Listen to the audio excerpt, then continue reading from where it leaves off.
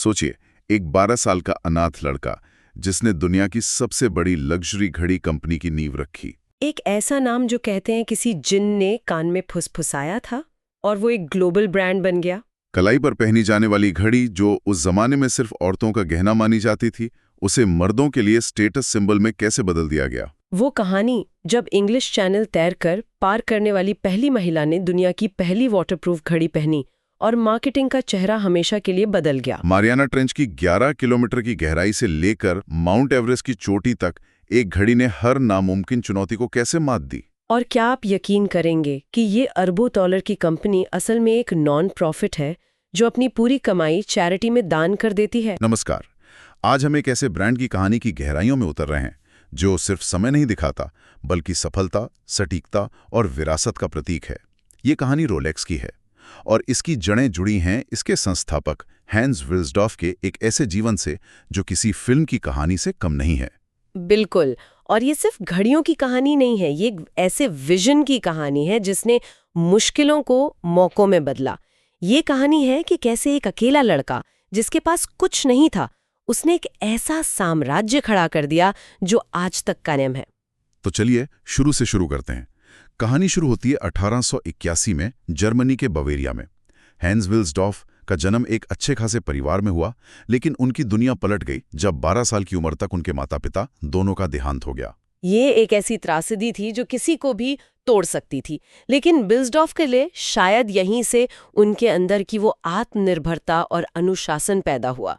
उनके चाचाओं ने उन्हें एक अच्छे बोर्डिंग स्कूल में डाल दिया। अच्छा। वहाँ उन्होंने 2 चीज़ों में महारत हासिल की, मैथ्स और भाषाएं, खासकर अंग्रेजी और फ्रेंच। ये स्किल्स आगे चलकर उनके ग्लोबल बिजनेस की नींव बनने वाली थीं। दिलचस्प बात है कि किताबों में उन्हें बहुत सुकून मिलता था और कहते हैं कि एक स्विस दोस्त के जरिए उन्हें स्विट्जरलैंड की घड़ी बनाने की कला से लगाव हो गया। शायद वो पहली चिंगारी वहीं से उठी थी। हाँ, और उनका पहला पेशेवर अनुभव भी बहुत दिलचस्प था। उन्होंने एक मोती एक्सपोर्ट करने वाली कंपनी में काम किया, जहां उन्होंने क्वालिटी कंट्रोल का महत्व सीखा। इसके बाद वो घड़ी के एक एक्सपोर्टर के यहाँ क्लर्क बने। उनका काम था रोज सैकड़ों पॉकेट घड़ियों को चाबी देना और ये जांचना कि वो सही समय बता रही हैं या नहीं।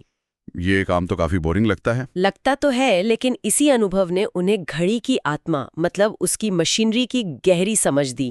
और फिर 1903 में 22 साल की उम्र में वो लंदन चलेगा। हाँ, जो उस समय दुनिया के व्यापार का कह सकते हैं केंद्र था। बिल्कुल। और सिर्फ 2 साल बाद 24 साल की उम्र में उन्होंने अपनी brother in law Alfred Davis के साथ मिलकर अपनी कंपनी शुरू की, विल्सडॉर्फ एंड डेविस। उनका बिजनेस मॉडल शुरुआत में बहुत सीधा साधा था। वो स्विट्जरलैंड से अच्छी क्वालिटी की छोटी छोटी वॉच मशीनरी, जिन्हें मूवमेंट्स कहते हैं, इंपोर्ट करते थे और फिर उन्हें ब्रिटेन में बने केसिंग में फिट करके ज्वेलर्स को बेच देते थे। एग्जैक्टली। लेकिन विल्सडॉर्फ सिर्फ एक ट्रेडर बन के नहीं रहना चाहते थे, उनका विजन कुछ और ही था। यहीं पर कहानी में असली मोड़ आता है। उस जमाने में यानी 1900 की शुरुआत में कोई भी मर्द कलाई पर घड़ी नहीं पहनता था। उसे रिस्टलेट कहा जाता था और वो महिलाओं का एक नाजुक गहना मानी जाती थी। सही कहा, मर्द अपनी जेब में पॉकेट वॉच रखते थे। सब यही मानते थे कि कलाई घड़ी छोटी, कमजोर और अविश्वसनीय होती है। और विल्सडॉर्फ ने इसी सोच को चुनौती दी। उन्होंने भविष्य देख लिया था। ये सिर्फ फैशन की बात नहीं थी, ये लाइफस्टाइल में आ रहे बदलाव को समझने की बात थी। पहला विश्व युद्ध करीब था, लोग ज्यादा एक्टिव हो रहे थे, एविएशन की शुरुआत हो रही थी। मतलब जेब से घड़ी निकालकर समय देखना अब पुराना और धीमा तरीका लगने लगा था। बिल्कुल, भविष्य स्पीड और एक्शन का था और कलाई घड़ी उसी भविष्य का प्रतीक थी। उन्होंने तो 1914 में भविष्यवाणी भी कर दी थी कि पॉकेट वॉच का दौर जल्दी खत्म हो जाएगा। कमाल है। लेकिन एक अच्छी घड़ी बनाने के साथ साथ उसे एक अच्छा नाम देना भी तो जरूरी था।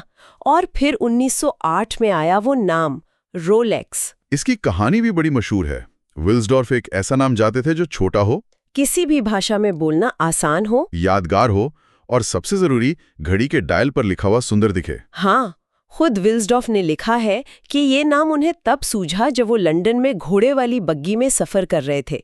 उन्होंने कहा, जैसे किसी जिन ने मेरे कान में रोलेक्स फुसफुसाया हो। ये कहानी सुनने में बहुत अच्छी लगती है और शायद सच भी हो, लेकिन ये विल्सडॉर्फ की मार्केटिंग की गहरी समझ को भी दिखाता है।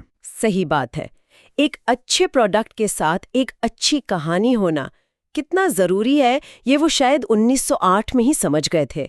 ये शुरुआती क्रॉस कल्चरल ब्रांडिंग का एक शानदार उदाहरण था। ठीक है, तो उन्होंने एक अच्छा नाम सोच लिया और एक अच्छी घड़ी भी बना ली, पर उस समय कई और घड़ी बनाने वाले भी तो थे।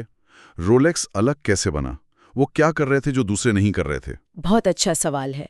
विल्सडॉर्फ का जुनून था सटीकता, यानी प्रिसिजन।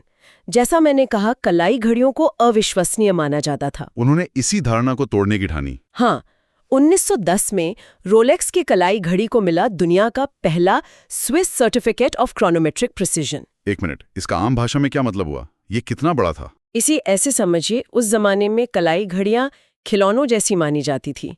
ये सर्टिफिकेट पाना ऐसा था जैसे किसी छोटी आम कार को फॉर्मूला 1 रेस का सर्टिफिकेट मिल जाए। अच्छा। और ये तो बस शुरुआत थी। 1914 में उनकी घड़ी को इंग्लैंड की सबसे प्रतिष्ठित क्यू ऑब्जर्वेटरी से क्लास ए सर्टिफिकेट मिला। हाँ, ये तो वो सम्मान था जो उस समय तक सिर्फ समुद्री जहाजों में इस्तेमाल होने वाले बड़े और बेहद सटीक मरीन क्रोनोमीटर्स को ही मिलता था, है ना? बिल्कुल। विल्सडॉर्फ ने साबित कर दिया था कि उनकी कलाई घड़ी किसी भी महंगी पॉकेट वॉच जितनी ही या उससे भी ज्यादा भरोसेमंद थी। प्रथम विश्व युद्ध के बाद टैक्स की वजह से उन्हें 1919 में कंपनी को लंदन से जेनेवा, स्विट्जरलैंड शिफ्ट करना पड़ा। लेकिन असली क्रांति तो कुछ साल बाद हुई, 1926 में रोलेक्स ऑयस्टर के साथ। ऑयस्टर यानी सीप? और ये नाम बिल्कुल सटीक था। ये दुनिया की पहली सचमुच वाटरप्रूफ और डस्ट प्रूफ कलाई घड़ी थी। इसका केस एक सीप की तरह पूरी तरह से सील था, ताकि अंदर पानी या धूल का एक कण भी ना जा सके। ये एक इंजीनियरिंग का कमाल था। हाँ, लेकिन एक बेहतरीन प्रोडक्ट बनाना एक बात है और दुनिया को उसके बारे में बताना दूसरी। और यहीं विल्सडॉर्फ ने अपनी मार्केटिंग की सबसे बड़ी चाल चली। आप 1927 की उस मशहूर घटना की बात कर रही हैं, है ना? इंग्लिश तैराक मर्सिडीज ग्लीड्स की कहानी। बिल्कुल। मर्सिडीज ग्लीड्स इंग्लिश चैनल तैरकर पार करने वाली पहली ब्रिटिश महिला बनने की कोशिश कर रही थीं।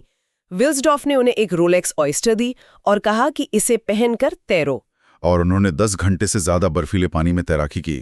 जब वो बाहर निकली तो घड़ी एकदम सही चल रही थी और रातों रात रोलेक्स दुनिया भर में मशहूर हो गई। हाँ, विल्सडॉर्फ ने अगले ही दिन डेली मेल अखबार में फुल पेज का विज्ञापन दिया, जिसमें मर्सिडीज की तस्वीर के साथ लिखा था, रोलेक्स ऑयस्टर, वो घड़ी जिसने पानी को मात दी। वाह। मर्सिडीज ग्लीड्स रोलेक्स की पहली सेलिब्रिटी एम्बेसडर बनी और यहीं से टेस्टिमोनियल एडवर्टाइजिंग के उस मॉडल की शुरुआत हुई जिसे आज भी बड़े बड़े ब्रांड इस्तेमाल करते हैं। ये तो कमाल था। लेकिन इनोवेशन यहीं नहीं रुका। 1931 में आया परपेचुअल मूवमेंट। इसका क्या मतलब था? इसका मतलब ये था कि अब घड़ी को रोज चाबी देने का झंझट खत्म। ये दुनिया का पहला सेल्फ वाइंडिंग मैकेनिज्म था। अच्छा, मतलब जो पहनने वाले के हाथ की मूवमेंट से ही चार्ज हो जाए। हाँ, आपके हाथ की प्राकृतिक मूवमेंट से ही घड़ी के अंदर एक छोटा सा रोटर घूमता था और घड़ी को पावर देता रहता था। जब तक आप उसे पहने रहे, आपकी अपनी मूवमेंट ही उसे चलाती रहती थी। इसने तो घड़ी के साथ इंसान के रिश्ते को ही बदल दिया। अब घड़ी आपके शरीर का एक हिस्सा बन गई थी। बिल्कुल। और ऑयस्टर परपेचुअल रोलेक्स की पहचान बन गई। तो अब रोलेक्स के पास एक ऐसा इंजन था जो सटीक था, वाटरप्रूफ था और खुद ब खुद चलता था। इस ऑयस्टर परपेचुअल बेस पर उन्होंने अलग अलग जरूरतों के लिए खास फीचर्स जोड़ने शुरू किए। और यहीं से हमारे जाने पहचाने आइकॉनिक मॉडल्स का जन्म हुआ। जैसे 1945 में द डेट जस्ट। सही कहा। हाँ। वो पहली सेल्फ वाइंडिंग घड़ी थी जिसमें डायल पर एक विंडो में तारीख दिखाई देती थी और आधी रात को अपने आप बदल जाती थी। ये आज भी रोलेक्स का सबसे क्लासिक मॉडल माना जाता है। लेकिन 1950s का दशक तो रोलेक्स के लिए एक बड़ा मोड़ था। ऐसा लगता है इन्होंने सिर्फ घड़ी नहीं बल्कि टूल वॉच बनानी शुरू कर दी। आपने बिल्कुल सही शब्द इस्तेमाल किया, टूल वॉच। 1953 एक बहुत बड़ा साल था। उस साल 2 आइकॉनिक घड़ियां लॉन्च हुई। पहली द सबमैरिना, जो 100 मीटर तक वाटर रेजिस्टेंस की गारंटी देने वाली पहली डाइविंग वॉच थी। ये उस समय लॉन्च हुई जब स्कूबा डाइविंग एक एडवेंचर स्पॉट के तौर पर पॉपुलर हो रही थी। और दूसरी थी द एक्सप्लोरर, जो सर एडमंड हिलेरी और तेंजिंग नोर्गे के पहले सफल माउंट एवरेस्ट अभियान से जुड़ी थी। हाँ, उस अभियान के सदस्य रोलेक्स ऑयस्टर परपेचुअल पहनकर गए थे। उस अनुभव के आधार पर एक्सप्लोरर मॉडल बनाया गया जो किसी भी तापमान और परिस्थिति को झेल सके। इसके बाद तो जैसे लाइन लग गई।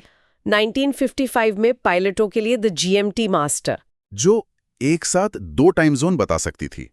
लंबी दूरी के उड़ानों के लिए एकदम परफेक्ट। और 1956 में द डे डेट, जिसे प्रेसिडेंट वॉच भी कहा जाता है। हाँ, जो तारीख के साथ साथ हफ्ते का पूरा दिन भी बताती थी। लेकिन इन सब में सबसे हैरान करने वाली कहानी तो 1960 की है, मारियाना ट्रेंच वाली। वो तो इंजीनियरिंग की सीमाओं को परखने की एक मिसाल थी। 1960 में अमेरिकी नेवी की पनडुब्बी ट्राइस्टे पृथ्वी की सबसे गहरी जगह मारियाना ट्रेंच में उतरी। मतलब 11 किलोमीटर नीचे। ये तो पागलपन लगता है। हाँ, और रोलेक्स ने एक एक्सपेरिमेंटल घड़ी डीप सी स्पेशल को पनडुब्बी के बाहरी हिस्से से बांध दिया। बाहर? हाँ, वो 11 किलोमीटर नीचे गई, जहां दबाव सतह से 1000 गुना ज्यादा होता है, और जब पनडुब्बी वापस आई तो घड़ी बिल्कुल सही समय बता रही थी। अविश्वसनीय। तो इसने साबित कर दिया कि रोलेक्स किसी भी चुनौती का सामना कर सकता है। बिल्कुल। और फिर रेसिंग की दुनिया के लिए 1963 में कॉस्मोग्राफ डेटोना लॉन्च हुई, और एक्टर पॉल न्यूमन की वजह से वो घड़ी एक आइकॉन बन गई। उनकी डेटोना तो 2017 में नीलामी में रिकॉर्ड $17.8 मिलियन में बिकी थी। हाँ, ये दिखाता है कि कैसे ये घड़ियां सिर्फ टाइम पीस नहीं रहीं, बल्कि ये इंसानी उपलब्धि, खोज और इतिहास की कहानियों का हिस्सा बन गईं। इन सब सफलताओं के बीच हैंस विल्सडॉर्फ का निजी जीवन कैसा था? उनका निजी जीवन काफी अकेला था। 1944 में उनकी पत्नी का निधन हो गया और उनकी कोई संतान नहीं थी। जैसे जैसे वो बूढ़े हो रहे थे, उन्हें अपनी कंपनी के भविष्य की चिंता होने लगी। वो नहीं चाहते थे कि उनकी मौत के बाद कोई उनकी कंपनी को खरीदकर उसके मूल्यों को खत्म कर दे। तो उन्होंने क्या किया? यहीं पर विल्सडॉर्फ ने एक ऐसा कदम उठाया जो किसी भी बिजनेस लीडर के लिए एक मिसाल है। 1944 में ही उन्होंने हैंस विल्सडॉर्फ फाउंडेशन की स्थापना की और अपनी कंपनी के सारे शेयर्स सारे शेयर्स और अपनी पूरी संपत्ति इस फाउंडेशन को दान कर दी। रुकिए, तो इन सबका आखिर मतलब क्या है? आज रोलेक्स को कौन चलाता है? इसका मतलब ये है कि रोलेक्स आज एक प्राइवेट कंपनी है जो पूरी तरह से एक नॉन प्रॉफिट ट्रस्ट द्वारा चलाई जाती है। ये कभी भी स्टॉक मार्केट में लिस्ट नहीं होगी, इसके कोई बाहरी शेयर होल्डर नहीं है। तो कंपनी जो भी मुनाफा कमाती है उसका क्या होता है? वो वापस रिसर्च और डेवलपमेंट में लगाने के बाद सारा का सारा फाउंडेशन को चला जाता है, और ये फाउंडेशन उस पैसे को चैरिटी और सामाजिक कार्यों में दान कर देता है, खासकर जिनेवा के इलाके में। कितना? मतलब कोई अंदाजा है? एक अनुमान है कि फाउंडेशन सालाना 300 मिलियन स्विस फ्रैंक से ज्यादा दान करता है। 1960 में विल्सडॉर्फ के निधन के बाद से यही फाउंडेशन कंपनी को चला रहा है। ये तो अविश्वसनीय है। मतलब दुनिया का सबसे बड़ा लग्जरी ब्रांड असल में एक चैरिटेबल संस्था चला रही है। हाँ, ये उनकी विरासत का सबसे अनोखा और शायद सबसे महत्वपूर्ण हिस्सा है। उन्होंने सुनिश्चित किया कि उनकी कंपनी हमेशा अपने मूल्यों पर टिकी रहे, मुनाफे के दबाव से आजाद होकर। आज की रोलेक्स के बारे में बात करते हैं। स्विट्जरलैंड में उनके 4 बड़े मैन्युफैक्चरिंग प्लांट हैं, जहां घड़ी का हर छोटा बड़ा हिस्सा, यहां तक कि सोना भी इन हाउस बनाया जाता है। और विल्सडॉर्फ की एक और विरासत है, ट्यूडोर। 1946 में उन्होंने ये दूसरा ब्रांड शुरू किया था। अच्छा, उसका क्या मकसद था? उनका मकसद था रोलेक्स जैसी ही क्वालिटी और भरोसे वाली घड़ी बनाना, लेकिन थोड़ी कम कीमत पर, ताकि स्विस प्रिसिजन ज्यादा लोगों तक पहुंच सके। आज रोलेक्स का नाम रोजर फेडरर जैसे दिग्गजों से जुड़ा है, जो अपनी अपनी फील्ड में उपलब्धि का प्रतीक है। लेकिन एक और बड़ी चुनौती है नकली घड़ियों की। उससे निपटने के लिए कंपनी क्या कर रही है? ये एक बहुत बड़ी समस्या है। इसके लिए रोलेक्स होलोग्राम केस पर बहुत बारीक लेजर एचिंग और अब तो ब्लॉकचेन जैसी एडवांस टेक्नोलॉजी का भी इस्तेमाल कर रही है, ताकि हर घड़ी की प्रामाणिकता सुनिश्चित की जा सके। और सामाजिक स्तर पर क्या उनका योगदान सिर्फ चैरिटी तक सीमित है? नहीं, रोलेक्स अवार्ड्स फॉर एंटरप्राइज और परपेचुअल प्लैनेट इनिशिएटिव जैसे कार्यक्रमों के माध्यम से कंपनी दुनिया भर में पर्यावरण, विज्ञान और खोज के क्षेत्र में काम करने वाले लोगों का समर्थन करती है। मतलब ये विल्सडॉर्फ की उसी मूल भावना को जिंदा रखे हुए हैं, इंसानी क्षमता और खोज का जश्न मनाना। बिल्कुल। तो जब हम इन सारी कड़ियों को जोड़ते हैं तो रोलेक्स की कहानी सिर्फ एक महंगी घड़ी की कहानी नहीं है। ये एक व्यक्ति के दृढ़ संकल्प, भविष्य को देखने की क्षमता और गहरी सामाजिक जिम्मेदारी की कहानी है। हाँ, एक अनाथ लड़के द्वारा शुरू की गई कंपनी आज उत्कृष्टता का पैमाना बन चुकी है। इससे सीखने वाली बात यह है कि सच्चा विजन सिर्फ एक बेहतरीन प्रोडक्ट बनाने तक सीमित नहीं होता, बल्कि एक ऐसी विरासत बनाने में होता है जो पीढ़ियों तक समाज को कुछ वापस दे। हैंस विल्सडॉर्फ ने सिर्फ एक घड़ी कंपनी नहीं बनाई, उन्होंने एक ऐसा सिद्धांत बनाया जो हमेशा चलता रहेगा, ठीक उनकी परपेचुअल घड़ी की तरह। ये वाकई एक प्रेरणादायक कहानी है। अब हम श्रोताओं के लिए एक सवाल छोड़ना चाहेंगे। आज के दौर में क्या कोई ब्रांड सिर्फ अपने प्रोडक्ट की क्वालिटी के दम पर महान बन सकता है, या उसके पीछे एक मजबूत नैतिक उद्देश्य और समाज में योगदान देना भी उतना ही जरूरी है जितना एक सदी पहले था? बहुत दिलचस्प सवाल है, इस पर सोचने लायक है। इस गहरी चर्चा में शामिल होने के लिए धन्यवाद। अगर आपको ये जानकारी पसंद आई तो इस एपिसोड को लाइक करें, अपने विचार कमेंट्स में साझा करें और हमारे चैनल को सब्सक्राइब करना न भूलें ताकि आप ऐसी और भी दिलचस्प कहानियों से न चूकें। अगली बार तक अलविदा।